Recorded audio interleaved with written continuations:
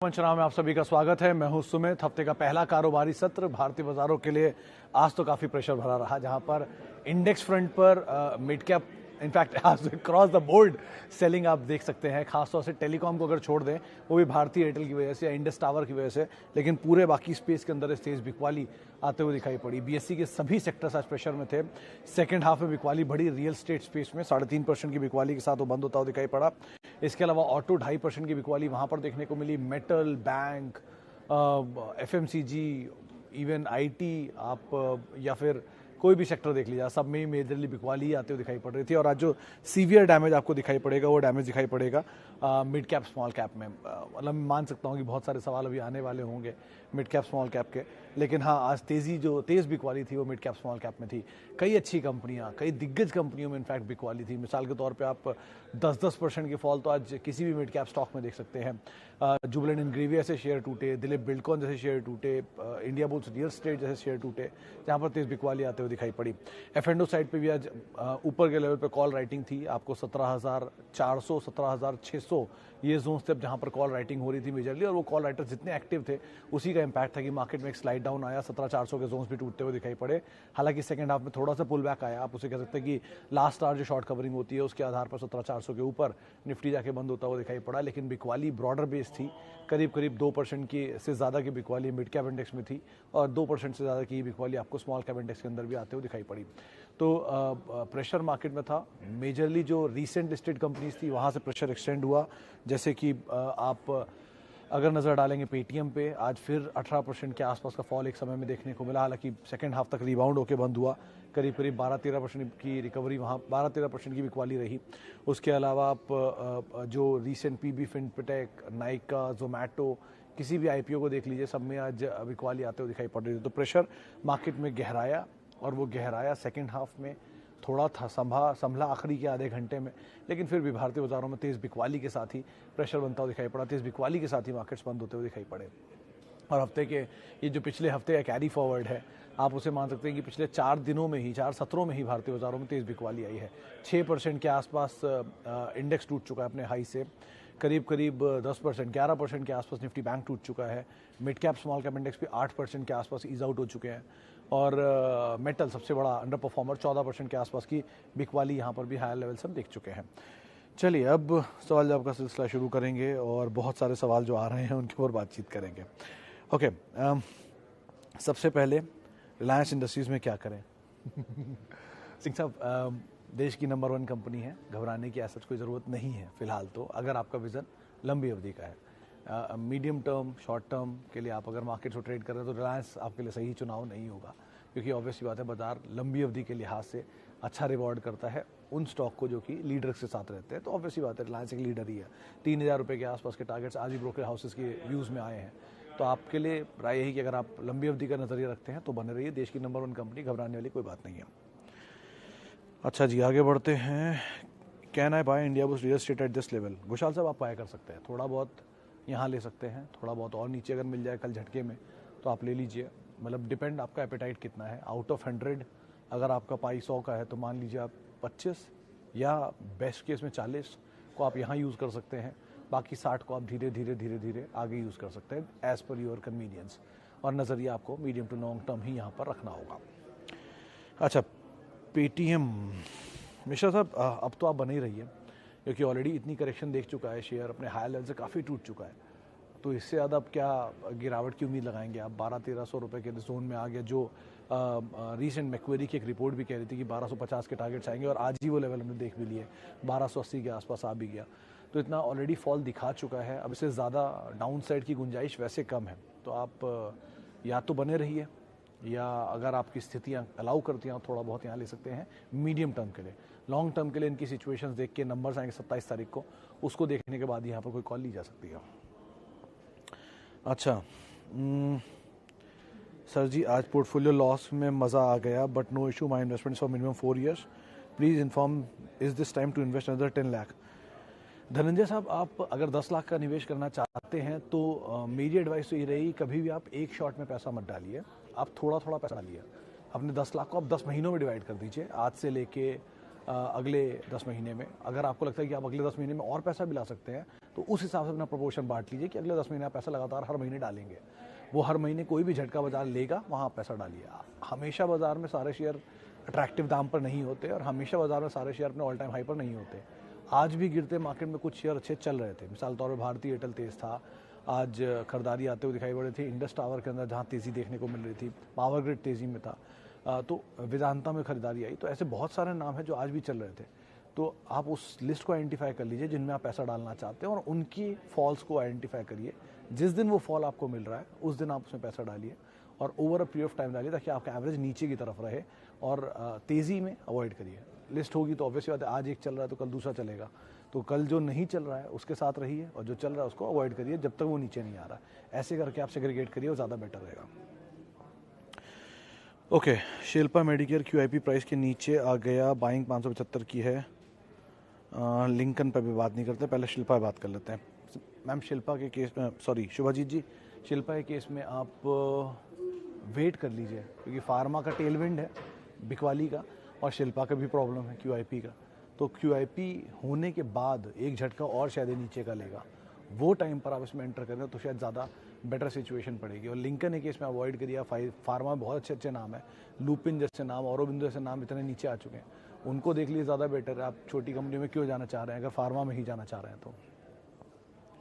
अच्छा, गो IPO 130 गुना subscribe हुआ है। सिद्धार्थ साहब, आपका अगर सब्सक्रिप्शन का जो आपकी इच्छा है वो यही है कि आपको सिर्फ लिस्टिंग के लिए लेना है तो बात अलग है, लेकिन अगर फंडामेंटल तौर पे लंबी अवधि के लिए लेना है तो बात अलग है। तो आप उस हिसाब से अगर 130 गुना को आप देख रहे हैं तो जाहिर सी बात है एक शेयर को लेने वाले 130 लोग खड़े हैं ऑलरेडी, आप 131वें हो जाएंगे। तो अगर वो 131वें आप होते हैं या 130वें के बाद आप शामिल होते हैं तो आपको कितना अलॉट होता है उस पर डिपेंड करता है। फिर आप अलॉट होंगे, लिस्ट होता है, प्रीमियम मिलता है, कितने शेयरों पे कितना पैसा कमा पाते हैं, सब कुछ बहुत चीज़ों पे डिपेंड करेगा।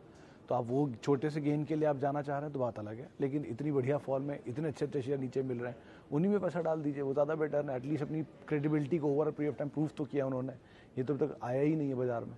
तो एटलीस्ट ऐसे सही से निर्णय लीजिए इस तरह के बाजार में, वो ज़्यादा बेटर है। ओके, आगे बढ़ते हैं। HDFC, ICICI bank, Tata Power, buy और वेट। लक्ष्मण साहब, ये तो मतलब बिग 2 आपकी बात कर रहे हैं बैंक्स में, ICICI bank, HDFC bank. Any day is a good day. आप SIP फॉर्म में इसमें लेते रहिए, थोड़ा थोड़ा थोड़ा थोड़ा, कहीं नहीं जा रहे। They are too big to fail, तो उस कैटेगरी में डाला जाता है। नीचे मिलते रहें, आप थोड़ा थोड़ा लेते रहिए। ब्रोकरेज हाउसेस पॉजिटिव है, ऑब्वियसली बात है। देश के number 1 bank in terms of market cap और देश का number 1 private bank ICICI bank, तो इन दोनों को आप कैसे स्किप कर सकते हैं। नीचे मिले, आराम से ऐड करते रहिए, बढ़िया दाम मिल रहा है, नीचे मिलता जाए, थोड़ा थोड़ा ऐड करते रहिए, बड़ी क्वांटिटी में नहीं लेकिन थोड़ा थोड़ा ऐड करते रहिए ताकि फॉल का आपको पूरा फायदा मिले। अमर राजा बैटरी, ग्लेनमार्क अवॉइड, अमर राजा बैटरी आप ले सकते हैं, ज़्यादा बेटर रहेगा। ITC का स्टॉप लॉस, प्रजापत साहब, ITC पिछले 2-1 साल में कहीं गया तो है नहीं, इन्हीं भाव पे घूम रहा है। इनके स्टॉप लॉस आप क्यों लगाना चाह रहे हैं अगर आप लंबी अवधि के निवेशक हैं तो। ITC में आज ही मैं कैलकुलेट कर रहा था, करीब 4.62% के आसपास की डिविडेंड यील्ड बैठ रही है। 4.5% की डिविडेंड यील्ड के साथ 2-3 स्टॉक हैं जो बाजार में अभी काम काज कर रहा है, उसमें से एक ITC है। सेफ बेट है, अगर किसी सिचुएशन में बाजार और टूटता है तो डिविडेंड यील्ड और बढ़ जानी है, तो डिविडेंड तो देगा ही। अगर आप बाजार में लॉन्ग टर्म इन्वेस्टर हैं तो ये आप डिविडेंड यील्ड के लिहाज से ले सकते हैं, लेकिन अगर आप ट्रेडिंग के लिहाज से ले रहे हैं तो आप स्टॉप लॉस की तकनीकी जानकार से पूछिए, वो ज़्यादा बेहतर राय आपको दे पाएंगे। अच्छा जी, आगे बढ़ते हैं। और सर ये क्या हो रहा है निफ्टी और बैंक निफ्टी के साथ?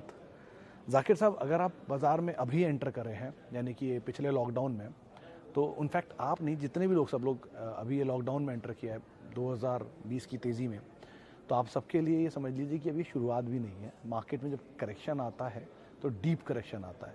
2 तरह के करेक्शन आते हैं, एक आता है वैल्यू वाइज जिसमें बाजार तेज़ी से टूटेगा, वो इतना बुरा नहीं होता। एक आता है टाइम वाइज जिसमें वो टूटता नहीं है, एक जोन पे खड़ा रहेगा, वो ज़्यादा बुरा होता है क्योंकि आपको पेशेंस निकालता है आपका। तो अच्छा यही है कि जो बाज़ार में करेक्शन आ रहा है आने दीजिए, ये पार्ट ऑफ लाइफ है। ऊपर नीचे मार्केट चलता रहेगा, इसकी चिंता मत करिए।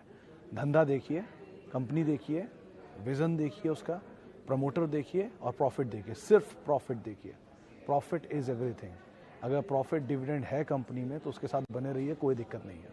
लेकिन अगर प्रॉफिट डिविडेंड नहीं है तो आज नहीं तो कल कंपनी बस्ट आउट हो जाएगी, क्योंकि डेट लेके ही काम करेगी और प्रॉफिट है नहीं तो डेट किससे चुकाएगी। तो वो सबसे बड़ा कंसर्न है। इसलिए कोई भी कंपनी प्रॉफिट है और डिविडेंड है, डेट नहीं है या कम है, केपेक्स है, इन चीज़ों को ध्यान रखिए और उसके हिसाब से आप बने रहिए। और ऐसा कुछ नहीं है कि नए बिजनेस आएंगे तो पुराने हट जाएंगे। FMCG वाले FMCG ही रहेंगे, वो 100 साल से FMCG ही हैं। वो 100 साल से ही HUL है, 100 साल से ही नेस्ले है, डाबर है, ये सब उतने सालों से काम कर ही रहे हैं, उनमें कोई बदलाव नहीं आया। ईयर 2 के आ गया, नोटबंदी आ गई, कोविड आ गया, वो रहे। सो कितने भी थीम्स चेंज हो जाएं, EV आ जाए, डिजिटल थीम आ जाए, कोई भी थीम आ जाए, कुछ कंपनियों का बिजनेस मॉडल रहेगा ही रहेगा। तो आप उनको फॉलो करिए और stay with the safest piece right now. और ये बाजार के करेक्शन में घबराएं नहीं, बिजनेस पे फोकस करें। अच्छा जी, आगे बढ़ते हैं। और इतने सारे सवाल आ रहे हैं जो मुझे उम्मीद भी थी। Which company to choose for 1 year? Jha साहब, अगर आप 1 साल के लिए कंपनी पैसा डालना चाह रहे हैं तो गलत करेंगे। 10 साल के लिए डालेंगे ज़्यादा फायदा रहेगा। 10 साल पहले कुछ एग्जाम्पल आपको दे देता हूँ। 150 रुपये का सिंजीन होता था, 150 रुपये का जुबिलेंट फूड होता था एडजस्टमेंट के बाद, करीब 500 रुपये TCS होता था एडजस्टमेंट के बाद, यूनाइटेड स्पिरिट 250 रुपये होता था एडजस्टमेंट के बाद। तो वो सब दाम आज आप देख ही रहे हैं। तो इस तरह से 10 साल का विजन रखिए। आप अचीव 1 साल में कर लें बात अलग है, लेकिन विजन एटलीस्ट 10 साल का रखिए और हर फॉल में ऐड करिए। अच्छी कंपनियां, अच्छे मुनाफे वाली, बढ़िया डिविडेंड वाली हर फॉल में ऐड करिए, घबराएं नहीं। ओके, बैंक्स में एक साथ 3 सवाल हैं। BOB, आदित्य बिरला सन लाइफ और केनरा। BOB बने रहे, केनरा भी मीडियम टर्म के लिए बने रहे, दोनों में, BOB और केनरा में। और AB सन लाइफ अगर IPO में अलॉटेड है, तेज़ी मिलता है, भाव आ जाता है, आज 2% ऊपर था, भाव आ जाता है तो आप निकल जाए, ज़्यादा बेटर है। AMC कारोबार में बहुत अच्छे अच्छे नाम हैं, उनको आप फोकस कर सकते हैं। BEPL के केस में उत्सव साहब, लास्ट 2 क्वार्टर के नंबर तो ठीक थे, लेकिन इससे ज़्यादा आइनियोस प्रेफरेबल है ब्रोकर्स के बीच में, वो भी सेम कारोबार में है, तो आप उसको देखिएगा। भंसाली से बेटर आप आइनियोस को देख लिए, कहीं आपको तेज़ी मिले तो इसमें स्विच करके उसमें चले आ सकते हैं। लेकिन मीडियम टर्म के लिए एटलीस्ट आप अभी तो होल्ड करिए, कि अब ऑब्वियसली बात है लॉस में होंगे। Okay, accumulate Navin Fluorine for this correction. Aman साहब, नवीन फ्लोरीन ठीक है, SRF ठीक है, दीपक नाइट्राइट ठीक है, जुबिलेंट इनग्रेविया ठीक है। थोड़ा प्रेशर रहेगा शायद इनग्रेविया में कुछ टाइम के लिए, लेकिन ये जो लोअर जोन्स जो हैं ये एक्यूमुलेशन के लिए ही इस्तेमाल होते हैं। अगर कंपनी ख़राब नहीं है तो लोअर जोन एक्यूमुलेट किए जाते हैं, तो एक्यूमुलेशन ही का लिए इस्तेमाल होगा। और बाकी एक बार को आप लक्ष्मी के नंबर देख लीजिएगा 1 क्वार्टर के, उसके बाद उसमें भी आप एंटर कर सकते हैं। अच्छा जी, कितना टाइम हो गया? लास्ट सवाल और लेता हूँ। शुगर स्टॉक कहीं देखा था, इथेनॉल अप।